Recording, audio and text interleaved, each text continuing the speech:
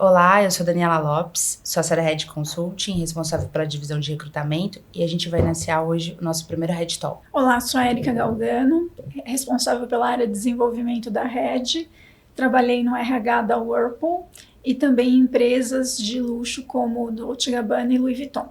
E nós temos nosso convidado de hoje, Paulo Miri. Paulo, sócio da Condeli. Por favor, Paulo, se apresenta. Obrigado pelo convite aí pro primeiro, né? Sei que é importante, sempre Muito. uma boa estreia.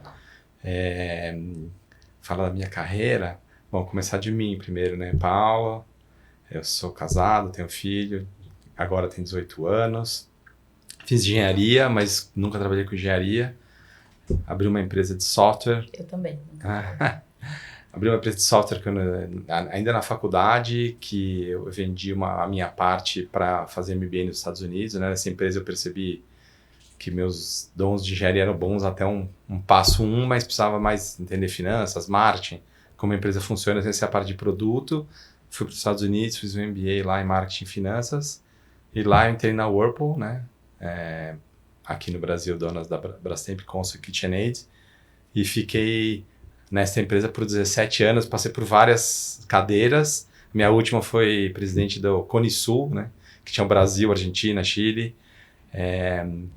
Eu saí de lá, fui sócio de uma empresa de recrutamento e desenvolvimento humano, a ESEC, por 1 ano e meio. Saí para empreender, para abrir uma outra startup que, né, faz parte da vida, empreender, errar, acertar. Uma parte foi bem, outra parte não foi bem. Então a parte que foi bem a gente passou para frente, assim, licenciou, e a outra parte encerrou as atividades. E eu me tornei sócio da Condeli. A Condeli é uma assessoria de fusões e aquisições, tá? Então eu voltei mais para o mercado, de novo, corporativo, mas focado em transações entre empresas. Como consultor. Como consultor, né? É uma consultoria e assessoria, não é isso. Então, se eu entendi bem, no início da sua carreira você empreendeu. Isso. Aí você se tornou executivo. Isso. E depois voltou a empreender. É isso, exatamente. Você fez 2 transições. Isso. Na primeira você fez um MBA. Na primeira eu fiz um MBA. E quando você entra na Whirlpool, você entrou na empresa pelos Estados Unidos? Ou Eu você entrei pelos pelos Estados Unidos, eu fui como... quem faz MBA tem um que chama MBA Internship, que é entre o primeiro e o segundo ano você tem 3, 4 meses de férias e as pessoas trabalham. E nos Estados Unidos é muito comum se contratar por esse período. Então eu entrei por lá e aí eu queria voltar para o Brasil e aí eu fiz um processo seletivo não era a Whirlpool, né? Ainda era Multibraça. Sim. Mas a Whirlpool já era dona para um programa de gerentes trainees aqui no Brasil. Então eu entrei por lá, mas voltei direto para o Brasil. Mas eu tive exposição, é um caminho incomum, né, de se começar na matriz e voltar para filial, vamos dizer assim. Mas foi isso. E quantos anos ao todo? 17. 17. Uma vida. Quase. Sim, teve uma carreira ascendente, né? Sim, eu saí de gerente trainee para CEO da operação. Parabéns. E você falou que você você empreendeu depois que você saiu da Whirlpool. Como foi isso para você? Quais foram os principais desafios para empreender? Que nós sabemos que muitos empreendedores têm esse desafio de deixar a segurança de uma posição corporativa para ir para uma posição de que muitas vezes pode até ser solo para começar uma startup. Conta um pouquinho mais para a gente. Acho que eu empreendi e falo que eu continuo empreendendo, porque sou sócio de uma assessoria diferente, né?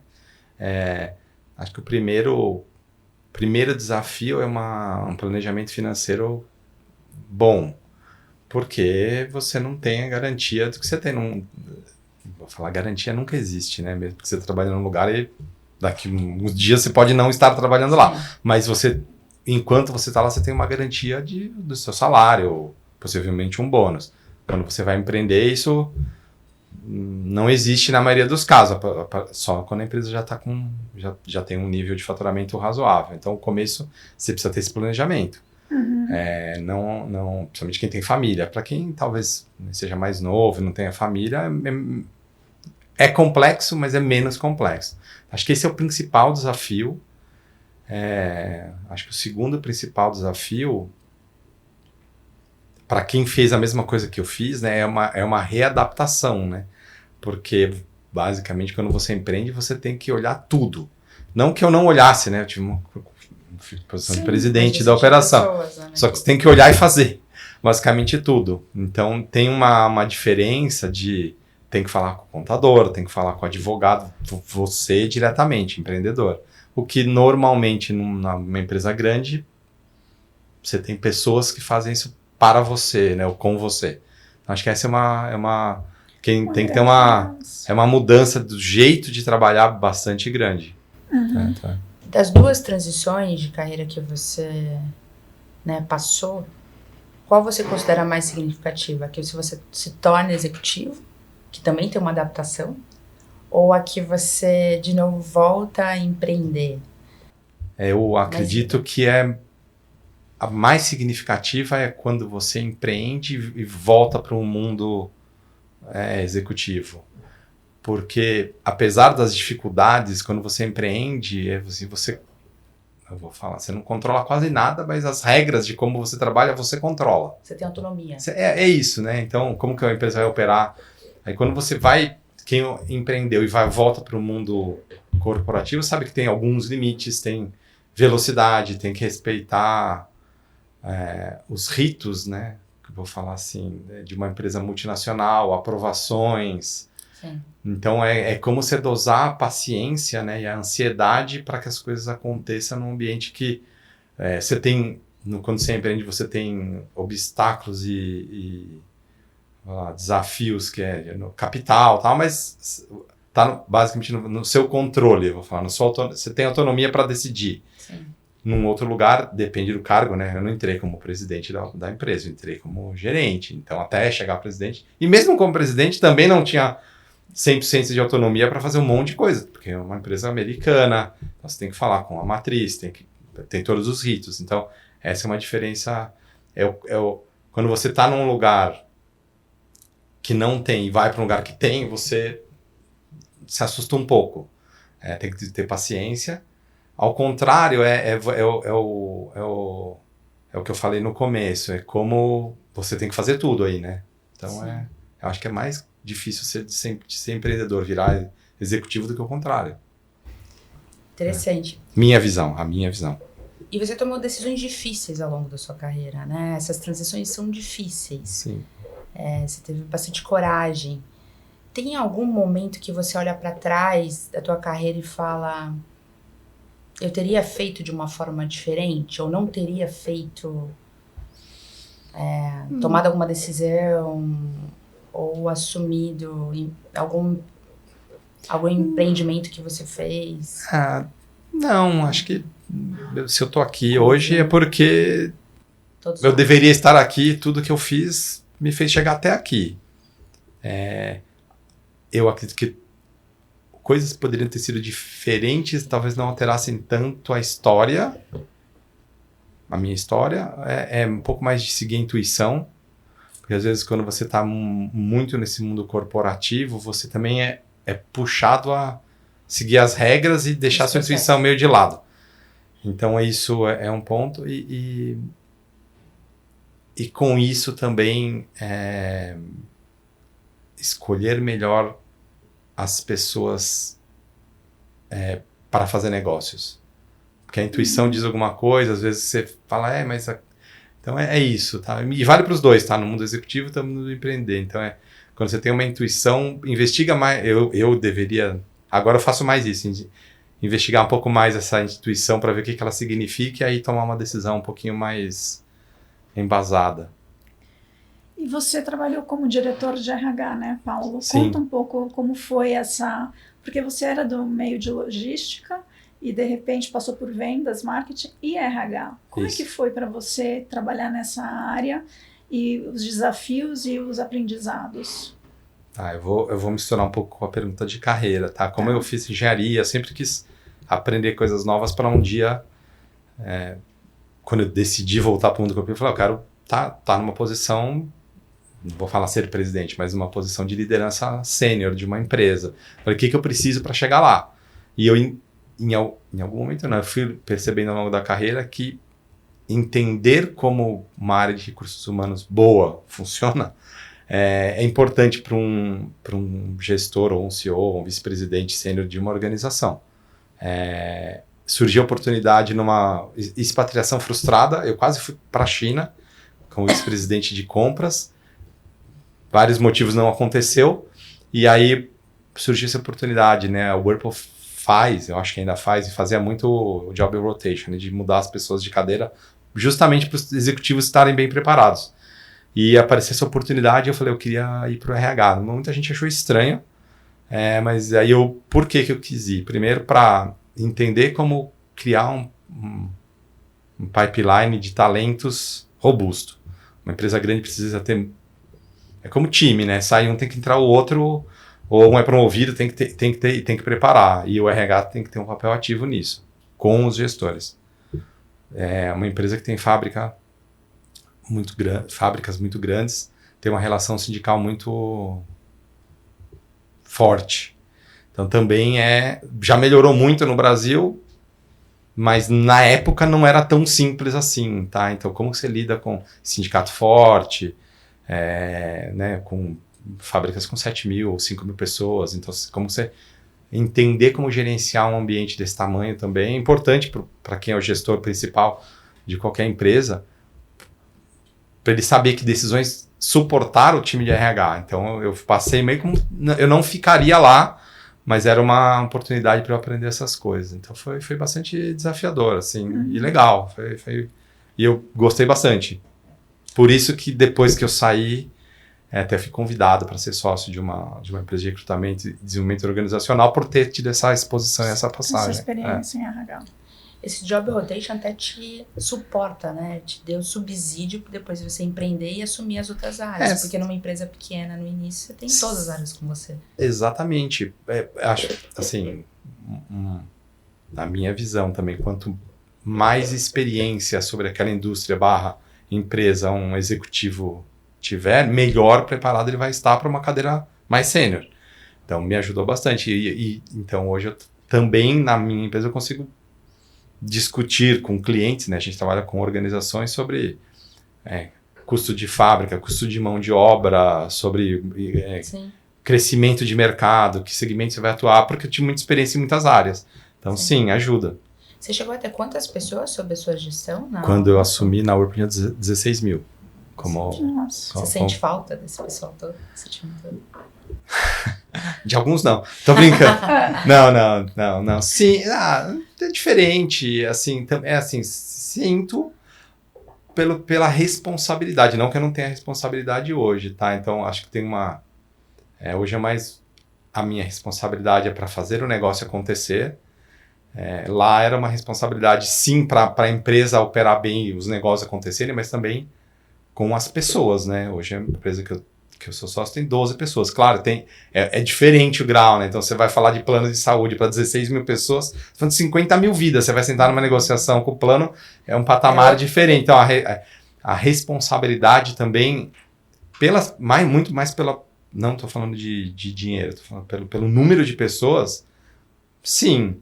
Mas tem outras responsabilidades também hoje que são diferentes para concluir a transação, para os acionistas estarem satisfeitos e tal.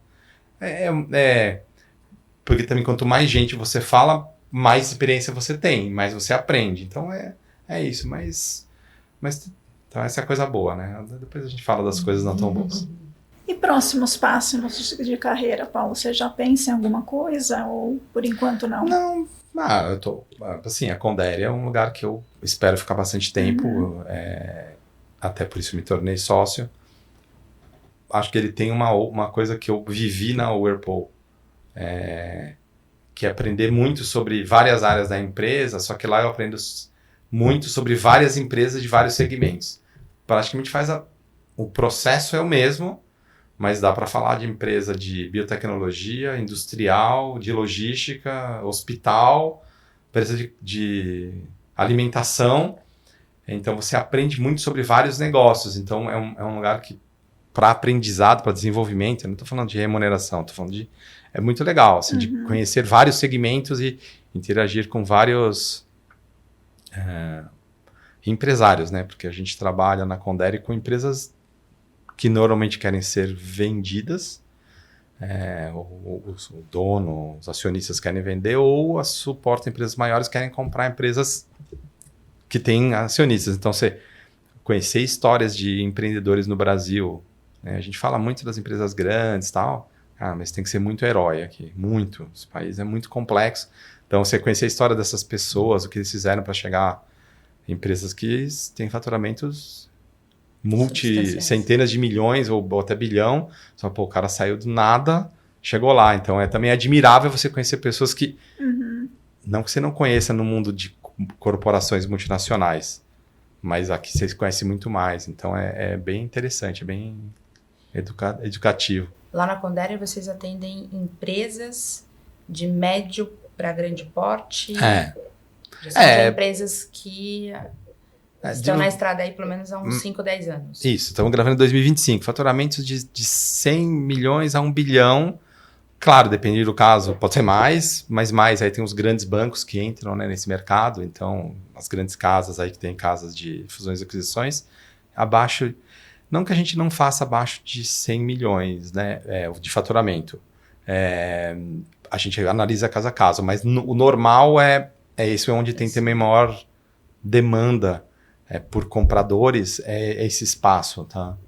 E aí você mencionou a história desses empreendedores, né, que são seus clientes, enfim, parceiros, que são histórias muito interessantes, né?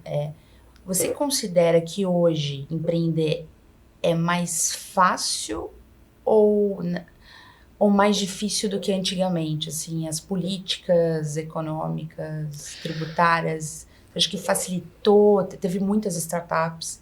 Sim. Né, teve um boom ali em 2020 e diminuíram, muitas fecharam. Como que você entende hoje o mercado para o empreendedor? Assim, o Brasil não é um país trivial. Acho que vamos começar daí, para nenhum. Para ninguém. Muito pelo lado de impostos e legislação, é muito complexo, né? A gente está trabalhando, acabou de trabalhar num processo de uma empresa da Europa que está não posso falar nomes, é claro, em vias de adquirir uma empresa no Brasil. Pô, você tem empresa de auditoria para fazer a diligência aqui. Você explicar um sistema tributário para uma empresa... Até para empresa de auditoria. Então, não dá para ter uma empresa de lá. Tem que ter uma empresa de lá que tem no Brasil, porque é complexo. Então, assim, já parte que no Brasil isso é complexo, mas é complexo para todo mundo que está empreendendo aqui, independente do setor. Então, eu acho que em tecnologia avançou muito. É muito mais fácil hoje você tem servidor, nuvem, começar um negócio de tecnologia do que era 20 anos atrás, 25 anos atrás. Só que também tem muito mais gente fazendo. Então, você tem que ser muito bom para fazer em tecnologia. Muito bom. Só que se também for muito bom, não dá para pensar só no Brasil. Você já tem que começar a pensar, começa a oferecer no Brasil, mas pensar que o mundo é um mercado. Tem várias empresas brasileiras que fizeram isso, tipo Pipefy. É global. Começou aqui. Por outro lado, acho que essa dificuldade... Então, ele é complexo em tributos, mais fácil aqui. Para o lado físico, é um pouco mais complexo. E agora, né, 2025, estamos passando um momento muito complexo. Você precisa... Eu quero fazer um investimento, comprar uma máquina para fazer uma fábrica de alguma coisa. Sei lá, para algum país e vi isso aqui. Cara. Você não vai pegar hoje um empréstimo num banco ou um financiamento... Não estou falando de linhas especiais, tal. 20% se for muito bom. Então, se você vai investir 10 milhões de reais a 20% ao ano, a tua empresa já tem que sair dando lucro só para você pagar a dívida. Então, é muito complexo. Então, não estou defendendo nenhum partido A, partido B, presidente A, presidente B. Estou falando que é complexo. Então, enquanto no país isso não for resolvido, esses empresários, eles são muito heróis porque eles conseguem passar tudo isso e tem empresas que faturam bastante. Mas é muito complexo, muito complexo. E agora tem toda uma mudança, né, de regime de tributação, né? Então as empresas vão ter que se adaptar. Espero que quem estiver trabalhando nessas mudanças, né, e ouvindo a gente aqui, pense e vai falar com os empresários antes de tomar qualquer decisão. Paulo, qual você acha que é o papel das consultorias no desenvolvimento de uma empresa? Bom, eu trabalhei numa de desenvolvimento humano e estou hoje, não é bem uma consultoria, é uma assessoria de fusões e aquisições. Então, eu vou falar das duas que eu conheço e posso trazer um pouco da experiência que eu tive na Whirlpool trabalhando com consultorias de vários setores. Então, vou falar primeiro dessa de vários setores.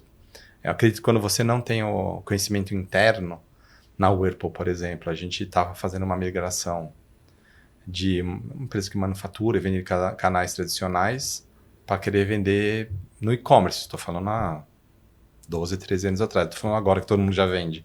Ninguém vendia.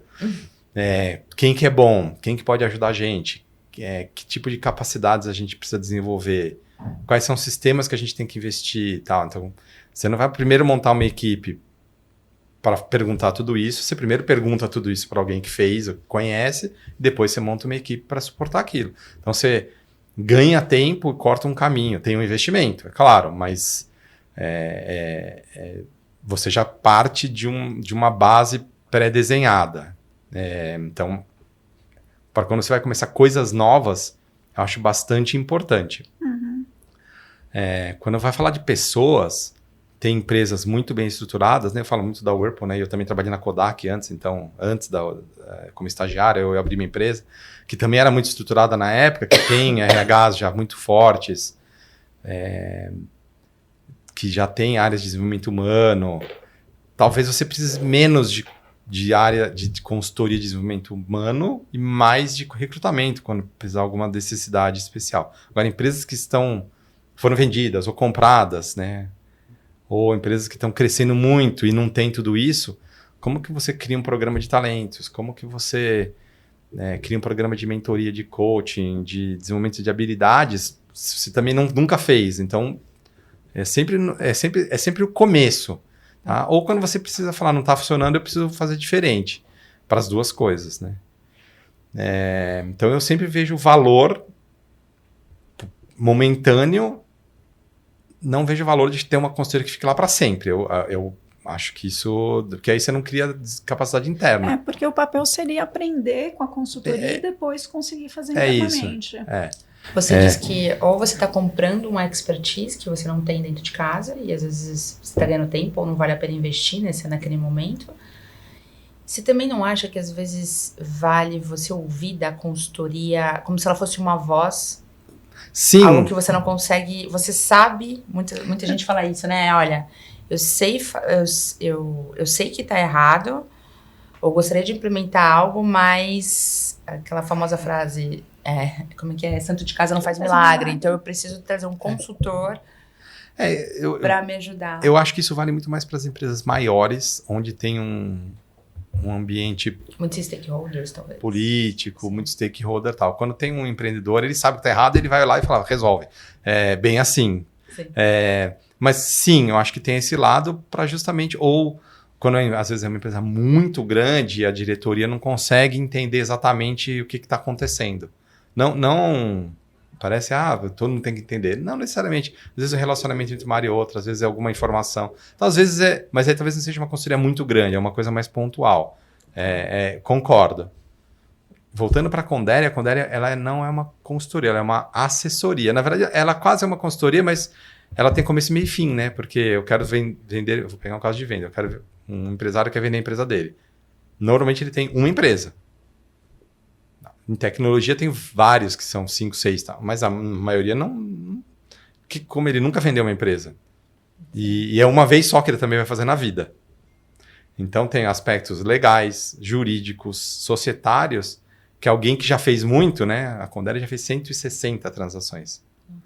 Então como faz um contrato, por exemplo, vai vender em partes, acordo de acionista. E essa pessoa é a mesma coisa, nunca fez aquilo e vai passar... sei lá, um empresário brasileiro, um dono, vai vender para uma multinacional, sei lá, estou chutando aqui, da Alemanha.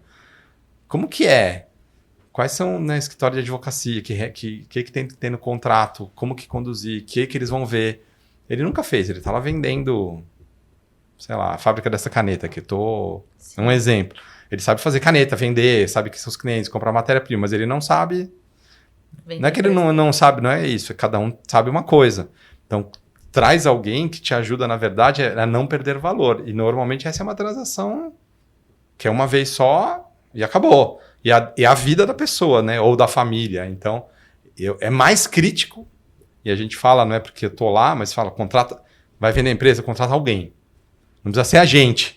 A gente que sempre gostaria que fosse a gente, mas porque você tem que analisar aspectos, porque não tem uma decisão de volta atrás. Acabou, acabou.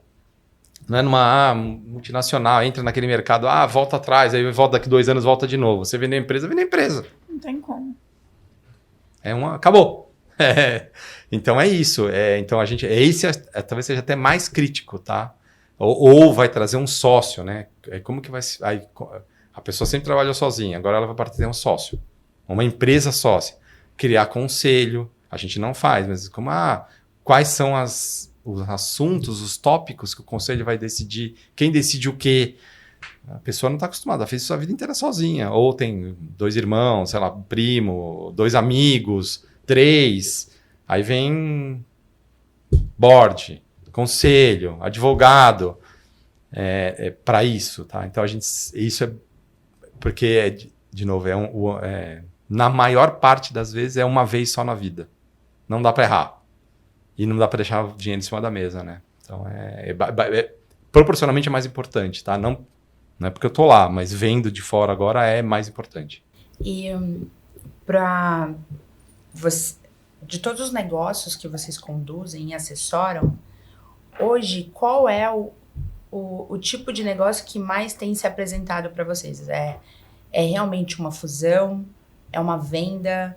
Essa venda, a maior parte das vezes, é quando há um problema sucessório? O que tem surgido mais assim, hoje no mercado brasileiro? Eu tô falando pra gente, tá? O mercado brasileiro tem bastante empresas de tecnologia e fintech. São empresas que têm um volume maior. Como tem as empresas muito grandes que estão correndo, mas elas não conseguem acompanhar também o desenvolvimento de novas tecnologias. Então alguém abre uma startup, cresce 2, 3 anos, um banco vem ou uma outra fintech maior compra. Esse é um mercado bastante movimentado. SaaS também, né? Em alguns segmentos. É isso, e a gente está vendo bastante consolidação de plataforma. SaaS cada vez maiores. E a gente vê, então, mas quando a gente também mira, né, o nosso alvo são empresários que, ou por algum ponto, tipo, os filhos não querem seguir, porque às vezes acontece. Não quero trabalhar no ramo X, já cresceram, se formaram, estão fazendo outras coisas, ou não tem, ou a família mesmo não quer mesmo que os filhos queiram, tá? Fala, a gente tá chegando na hora que é melhor fazer isso, ou trazer um sócio para daqui um tempo fazer a venda. Você falou dos problema acessório, acho que é o fator número 1. Ontem mesmo eu tive uma conversa a primeira conversa com um possível cliente. Falou, tenho 68 anos, tenho 2 filhos, mas eles já estão trabalhando, não tem nada a ver, não tem nada a ver com essa empresa, usaram outras coisas e agora não vou ficar muito mais tempo aqui, tá na hora de eu pensar em sair. Claro que eu vou perguntar para eles se eles... faz a primeira pergunta, vocês querem ou não, senão eu vou fazer isso. Mas a gente vê bastante caso assim. E no primeiro caso das empresas de tecnologia, a gente está falando de uma incorporação, mas aí os empreendedores continuam... Tem vários casos. A maior parte sim, porque principalmente para fazer integração de sistemas, o desenvolvimento do produto que estava no pipeline, né? A maior parte de quem compra não olha só o que a empresa faz hoje, mas o que tem para ser feito que vai me trazer receita futura. Então, neste ponto, que o empreendedor atual ficar na empresa para, sei lá, fazer um upgrade na plataforma ou lançar uma funcionalidade nova que ele já tem desenhado, esse sócio novo entra com capital. Então, normalmente para a tecnologia tem um tempo um pouco maior. Tá? Mas na maioria das empresas sempre fica um pouquinho de tempo para fazer a transição, sim. Paulo, obrigada pelo seu tempo. Me fala na sua carreira, o que é... Assim, é trabalho, né? A gente passa a maior parte da nossa vida trabalhando, né? E tem que ser, a gente, né, trabalhando numa consultoria em RH, em recursos humanos a gente brinca que tem que ser divertido. Sim. Não 100% do tempo, nem tudo é 100%, mas tem que ser divertido. Você tem algum conselho para dar sobre como tornar o trabalho mais gostoso, mais divertido? Não importa, assim, empreendendo numa consultoria que você entrou, já tinha um tempo, empreender do zero que você também já fez, ou sendo um executivo, gerente ou CEO, enfim, qual que é o seu conselho? Para se tornar mais divertido,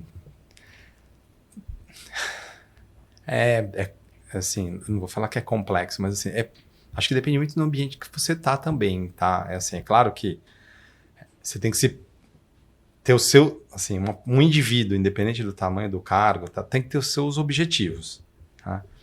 Primeiro, não se deixar influenciar muito pelo ambiente, tá? O que é difícil. É difícil, porque você está num ambiente que tem, sei lá, áreas de 200 pessoas, você é mais um. Mas não deixar, né? Fofoca, influência, vai, sei lá, tá ruim, vai demitir, vai contratar, tô indo bem, não tô indo bem. Então, acho que isso tem que... É o que é, né? It is what it is, né? Tinha um chefe que falava isso. Se blindar um pouco. Se blindar um pouco não é tão trivial assim, eu sei, porque apesar de ter hoje bastante experiência, não é tão simples. Mas tem que tentar.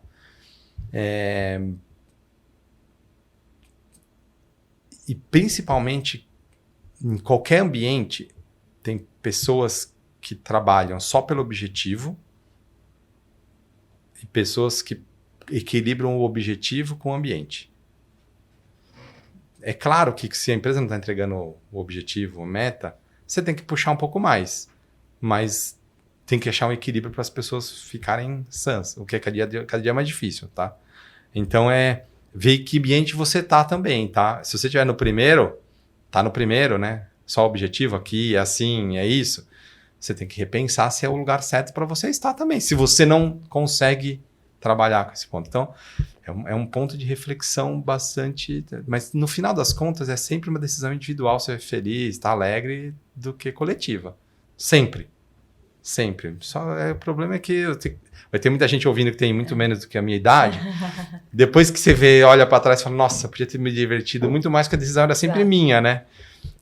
Mas é isso. E felicidade vem de dentro para fora, né? Nossa. E no fim das contas, assim, né? Eu sempre fui, acho que até passagem de RH, para a grande maioria das pessoas, porque tenho certeza que tem gente que não acha de mim, de preservar e sempre ter bom trato com as pessoas, porque no fim das contas elas vão lembrar de você, elas não vão lembrar se você entregou 12,2% de EBITDA, 12,1% em 2014. Ninguém lembra. Mas lembram da reunião que você foi mal educado, ou foi educado, ou incentivou, ou quebrou a expectativa da pessoa. Então o que fica no fim, para frente, é como você trabalhou com as pessoas. Claro que o resultado é importante. Sempre é. Mas por isso que eu acredito que é sempre o equilíbrio entre entregar o resultado mantendo esse equilíbrio. Não é todo mundo que é assim. Então precisa aprender isso, é mais fácil. É esse o segredo do sucesso? Sucesso é ter paz. Então, assim, se você está em paz, tem gente que tem muito sucesso aparente e não tem paz. E tem gente que tem paz e nem tem tanto sucesso aparente. Então, cada um tem que definir o que é paz individualmente. O que é sucesso, né? E o que é sucesso. Então, eu fiz análise bastante tempo, tá? Só pra aguentar. Não, de verdade. E o meu... Fala parceiro, né? Ele se aposentou agora, dia 31 de dezembro. Mandou um WhatsApp e falou: minha última consulta foi dia tanto. Fechei. Chega. O pior, ele se aposentou, não é que ele te liberou. Não, eu já tinha parado, tá, mas ele mandou a informação.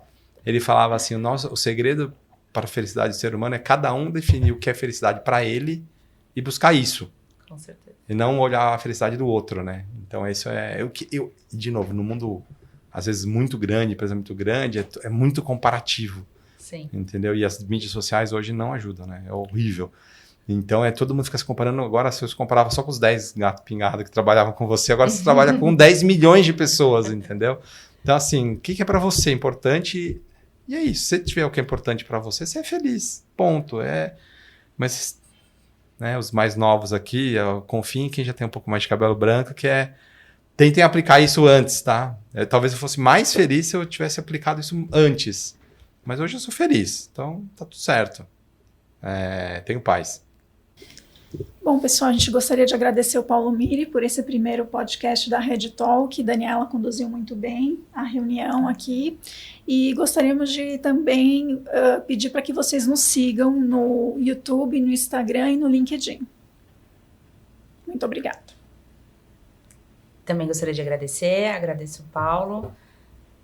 Particularmente, acho que não sou só eu, mas a Érica também. A gente teve a oportunidade de trabalhar, não diretamente, mas próximos, e é um profissional que eu sempre admirei muito, tenho muito orgulho e tenho o prazer de estar entrevistando aqui no primeiro Red Talk. Obrigada, Paulo. Obrigado, Daniela. Obrigado, Érica.